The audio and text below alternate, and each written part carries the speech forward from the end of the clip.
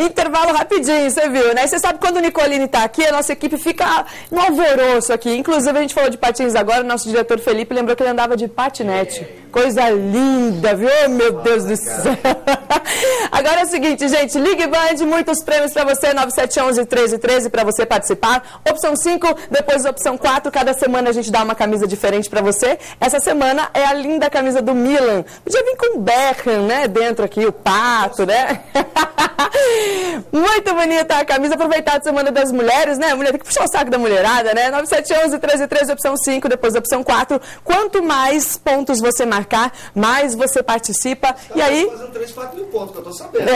Tem bastante gente participando, por isso, ó, tem que ligar bastante e aproveitar. Quanto mais você pontuar, quem mais pontuar na sexta-feira, leva o prêmio. 9711-1313, participe agora, muito mais chances para você com o Ligue Band. Agora uma notícia boa para a região, o atleta Luiz Felipe dos Santos foi o brasileiro que teve melhor desempenho na marcha atlética disputada no último final de semana lá na Bolívia. Na classificação geral, o joseense ficou em 9º lugar, com um tempo de 1h, 38 segundos e 24 milésimos, ó. Alô, Felipão! Parabéns ao corredor. Vou voltar aqui com o Nicolini e vamos falar agora de um convite muito interessante para todos os surfistas de Ubatuba, Caraguá, toda a região ali do litoral norte.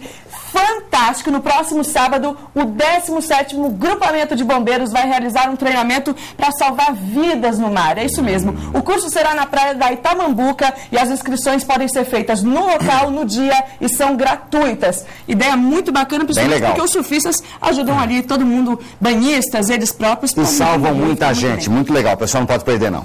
Agora vamos embora, né? Ô, Nicolini, muito obrigada. Amanhã o Nicolini está aqui com a gente novamente. Vai participar aqui com a gente. Mais tarde vocês encontram ele no Band Cidade, segunda edição. Olá. 9711-1313, liga pra gente. E agora você fique com as notícias do Band Cidade, primeira edição. Rosimara Silva vem aí, mas amanhã vai ter surpresa aqui. Não perca o Jogo Aberto, 12h30. Um abração pra todo mundo. Valeu, André.